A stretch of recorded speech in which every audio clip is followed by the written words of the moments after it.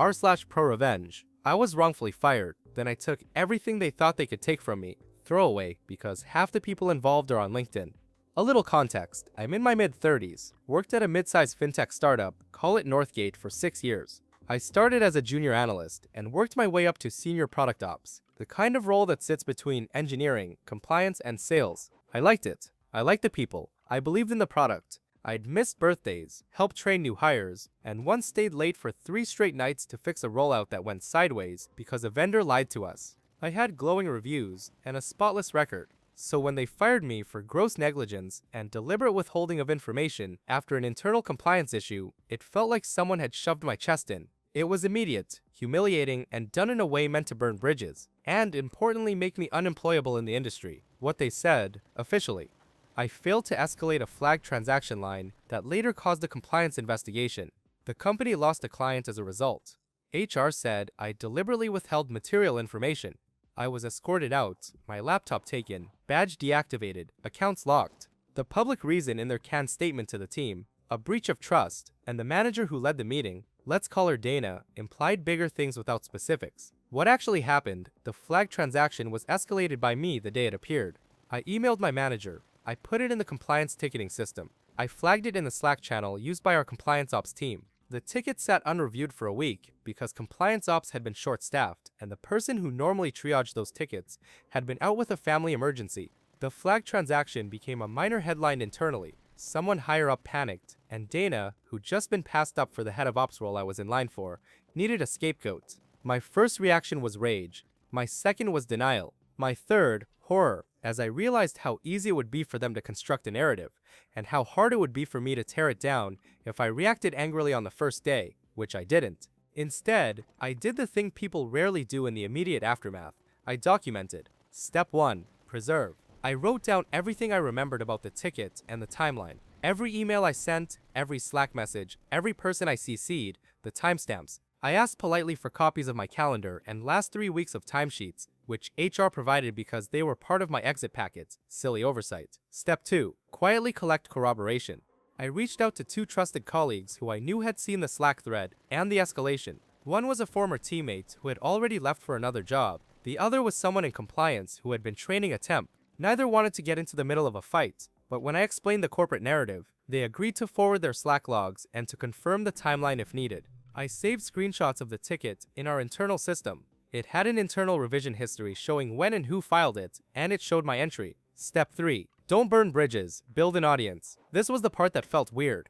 I started compiling a Google Drive folder of every piece of relevant documentation, emails, screenshots, the ticket history, notes from the morning I discovered the issue. I wrote a concise, calm timeline document, no finger pointing, just on X date at Y time, this was filed by this person, and I included links to HR policies on escalation. I did not post this anywhere. I did not email angry messages. I slept and worked my network. Step 4. Legal/professional advice. I reached out to a labor attorney for a consult. No big lawsuit planning at first, just what are my rights? She told me a few things I already suspected.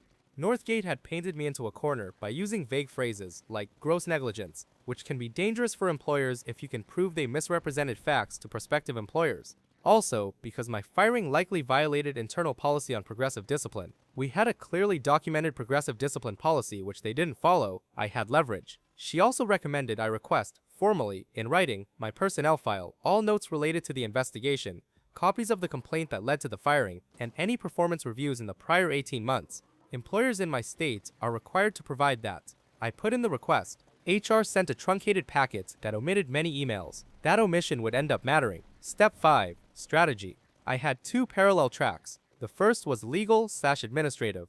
Get my personnel file, involve the labor board if necessary, and be ready to file a wrongful termination action if they stonewalled.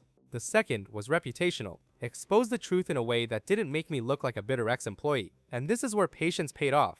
I won't lie, revenge was deliciously petty in my head, but I refused the obvious impulsive tantrum options. No blackmail, no sabotage, no illegal hacks. I wanted the kind of revenge that would take away what they cared about: credibility, trust, and momentum, and I'd win all 3 by methodically exposing the mismatch between their narrative and the facts. Execution. The slow burn, document trail exposure. When HR sent the truncated packet, it had redactions and missing Slack threads. That gave me cause to file a formal complaint with the state labor board for for failure to provide complete personnel records. The complaint process forced Northgate's legal team to dig up and submit their full logs, and that meant they had to produce the very Slack threads and ticket histories I had.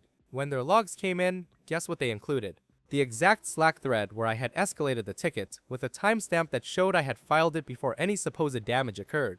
The legal discovery process was the match that lit the rest of the fireworks. No hacking required, just procedural pressure. Insider corroboration. A former manager, who was still at the company but who had been quietly marginalized by Dana, privately messaged me after the labor complaint was filed. He was angry at how the company had handled it and gave me additional context: the compliance ops backlog, the missing triage person, and a thread where another VP suggested everyone should be looking over product ops' output because they wanted to justify reorganizing the team. That looked bad for them, legally and publicly. I added that to my dossier. Media exposure. Ethically. I contacted a freelance reporter who covered tech and finance for the local business journal, not with a "they fired me" rant, but with a concise package: timeline, screenshots, the findings from the labor board discovery that contradicted Northgate's statements, and the fact that the firm had apparently misapplied its own progressive discipline policy. The reporter asked great questions, did his own follow-ups, and crucially asked Northgate for comment. Their PR replied with the same canned statement: HR had fed the staff. The story that ran was balanced. It reported both sides, but included the documents that showed I had escalated the ticket and that the company had not followed its own policy. It was factual. It landed in a Tuesday morning business section. LinkedIn cleanup and community building. I didn't go scorched earth. Instead, I posted a short, calm recounting of my experience on LinkedIn. Not an attack, just I was wrongfully terminated. Here is what I learned, with a link to the public article. I thanked the reporter and linked to the labor board filing, which is public. The public reaction surprised me. Former colleagues and clients DM'd to say they'd had similar issues with Dana and Northgate's tight-lipped culture. A few current employees anonymously forwarded internal memos showing the leadership had been considering layoffs and reorganizations long before the incident. It suddenly looked like they had cooked a narrative to justify cutting a team and shifting blame. The dominoes. After the article, a few things happened fast. One of Northgate's major clients, a regional bank, called to say they were reviewing the situation and placed negotiations on hold. An investor flagged the article and asked for an explanation. HR was forced to open an internal review. In their internal investigation, the compliance backlog and lack of triage were acknowledged. Dana's named acts of omission looked different in that light. Not a single incident, but a pattern of managerial failure, to staff and to document. The labor board complaint and the public reporting had forced their hand. They either settled quietly or let the situation go public. What I asked for, not revenge per se, I asked for my job back and for a retraction, but I knew that might not be realistic. What I pushed for legally was a clean personnel file, a severance commensurate with my tenure, and a clause that forbade them from making the gross negligence statement to future employers without providing the full evidence trail. In plain speak, I wanted them to stop poisoning the well. Settlement, consequences, and the revenge payoff. Northgate offered a settlement that included a 6-month severance, a letter to prospective employers that stated the reason for my termination had been reclassified after further review, their word, and a mutual non-disparagement clause that crucially left me free to discuss the facts, my lawyer made sure. They also offered to provide a neutral reference if asked. That legal victory didn't feel like revenge. The real payoff came 6 months later. Dana, the manager who pushed the narrative, had been promoted into a larger role just before the article. The new internal review, client freezes, and investor pressure combined with other internal resignations to make the board nervous. Board members quietly replaced the CEO with an external interim CEO. Dana was moved to an advisory role and then left. Not a dramatic firing, but the kind of corporate dimming that removes the narrative makers from the spotlight. A former colleague of mine was promoted into the role I had been in line for. He reached out to me and said, "You were right. We fixed the ticket triage. We implemented the escalation SOPs. We audited all the past 3 months. You saved people from bigger mistakes down the line." He didn't say it to make me feel better. He said it because the changes were real. But here's the part that felt like the best kind of payback. While Northgate was dealing with PR and investor fallout, a few of the clients they had lost to the uncertainty called me. They didn't want me back at Northgate. They wanted to hire me. Some of them had been small projects I'd spearheaded. Others were competitors who respected my operational chops. With the settlement money and a bit of seed from a friend, I launched my own consultancy, focused on product operations and compliance, embedded in fintech, the very niche Northgate claimed to dominate. 3 years later, my consultancy has a small but steady roster of clients. We've grown to a team of 10, and we publish a quarterly report on operational risk that people in the industry actually cite. Northgate still exists, but it's a different company. Smaller, more cautious, and candidly, less swaggering. Their public narrative is polished, but when their debt goes to investors now, the word risk is handled with far more humility. Lessons for anyone who finds themselves in the same place. Document everything. It sounds boring, but the timeline you can create in a calm moment is worth more in legal and reputational currency than 1,000 angry emails. Don't react publicly right away. Emotion is understandable, but a measured approach gets you allies. A rant gets you blocked. Use the system, labor boards, regulators, reporters. They exist to check power imbalances. Using them isn't petty, it's procedural. Revenge doesn't have to be illegal or cruel. Making better choices, being better, that can be the most effective admonition. Finally, your career isn't a single job. Sometimes the best revenge is a better life. TLDR, fired for gross negligence after I escalated a compliance ticket. Company tried to scapegoat me. I collected documentation, filed for my personnel records, involved the labor board, and worked with a reporter. Company was forced to correct their narrative. I got a settlement and neutral reference. The manager who scapegoated me was sidelined, and I started a consultancy that now does solid business. The revenge was quiet, methodical, and legal, and it tasted a lot sweeter than I expected. Edit, a few people asked. I didn't burn bridges with everyone at Northgate. Some folks were caught in the middle. If you're reading and are worried about what to do next, PMs are open for advice about documentation and dealing with HR. I'm not a lawyer, but I can point you to resources. RAR/Pro Revenge. Aftermath. What happened after I brought Northgate down? Long update. Hey everyone. I didn't expect the first post to take off the way it did. A lot of people asked, what happened after? Did the company recover? Did the ex-manager try to retaliate? How's life now? So here's the messy, satisfying, occasionally strange aftermath of everything that happened once the dust settled. 1. The company's internal fallout, aka the Great Cleanup. When the Business Journal article hit, and the labor board got involved, Northgate tried to posture as if it was all business as usual, but internally, it was a circus fire in slow motion. Within weeks, several things happened. 3 people from compliance ops quit, citing burnout and distrust in leadership. The CEO stepped down for personal reasons. No one believed that. Dana, my old manager, was moved from senior manager of product operations to some vague strategic advisory role that involved no direct reports. 2 VPs were reshuffled so abruptly that half the staff only found out when their calendars updated. My inbox blew up with messages from former coworkers saying the atmosphere was like someone turned the office lights on and exposed all the cockroaches. Upper management started combing through their own processes out of fear someone else would pull a me on them. One former coworker put it beautifully. They didn't fix the culture, they just got scared of consequences. 2. Dana tries to save face and fails in spectacular fashion. So remember Dana, the person who orchestrated my firing, the one who insinuated I'd committed gross negligence when she knew damn well the escalation logs existed. Well, she didn't go quietly. After the article went live and clients paused negotiations, she tried to play the victim. She sent out a long melodramatic email to her department about the dangers of misinformation in the digital age, and blamed the compliance backlog on unpreventable workforce shortages. But the worst part? She tried to claim she had been the one who escalated the flag transaction. That lasted about 5 minutes. Why? Because the internal Slack logs in the labor board filings, the same ones that contradicted the official HR narrative, also showed that she hadn't even been in the channel when the escalation happened. The employees weren't stupid. Word spread. She effectively nuked whatever credibility she had left.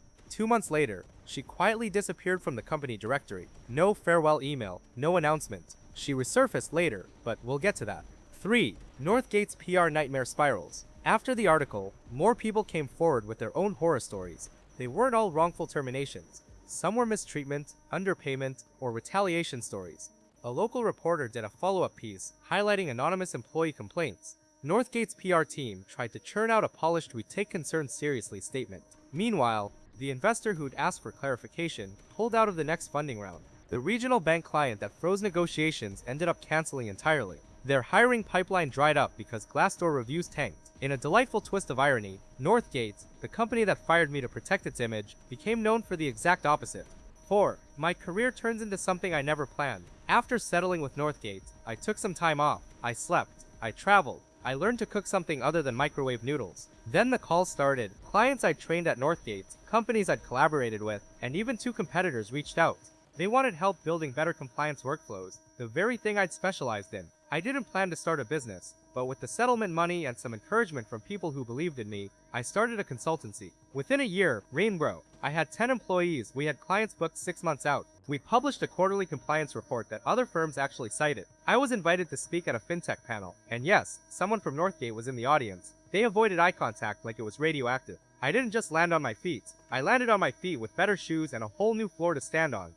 5. The funniest twist. Dana reappears. About a year and a half after everything, I got a LinkedIn notification. Dana viewed your profile. Curious, I checked hers. She had left Northgate. She'd spent 9 months consulting independently. Translation: no one wanted to hire her. Now she was applying for roles at companies where my consultancy had contacts. A week later, one of those companies reached out to me. Hey, someone applying for a management role listed you as a reference. Mind giving us context? She had listed my entire team from Northgate as references, including people whose names were publicly attached to validating my escalation. I didn't trash her. I didn't lie. I simply told the truth, very calmly, very professionally. She misrepresented facts during an internal investigation. She attempted to shift blame for a compliance backlog she oversaw. Documentation contradicted statements she made to HR. She retaliated against employees who questioned her decisions. That company did not hire her. Rumor has it she ended up taking a job far below her old pay grade at a firm that doesn't touch anything compliance related. Karma doesn't always hit fast, but when it hits slowly, it hits harder. 6. The best revenge was time. The most unexpected part of the aftermath was how little I thought about Northgate once my business got going. At first I had this petty hope I'd beat them on some scoreboard, but then life moved on. I was working with better people. I was earning more money. I had control over my work. I slept at night. Northgate kept shrinking. I kept growing. Now, whenever someone asks about my experience there, I tell them, getting fired was the best career boost I never asked for. Not because losing my job felt good. It sucked. But because fighting back and rebuilding made me realize how much power big companies count on you not knowing you have. 7. Final twist. Northgate reaches out. About 8 months ago, the new CEO of Northgate asked to meet with me. He wanted advice on building a better compliance workflow. I politely declined. Not out of spite, but because sometimes the best revenge is the one where you don't even need to look back. TLDR aftermath. Northgate spiraled into internal chaos after the truth came out. Leadership reshuffled. My old manager torpedoed her own career, trying to lie her way out. I started a successful consultancy, and the company that fired me ended up quietly shrinking while my new career took off. The final revenge was realizing I didn't need them, and they eventually needed me.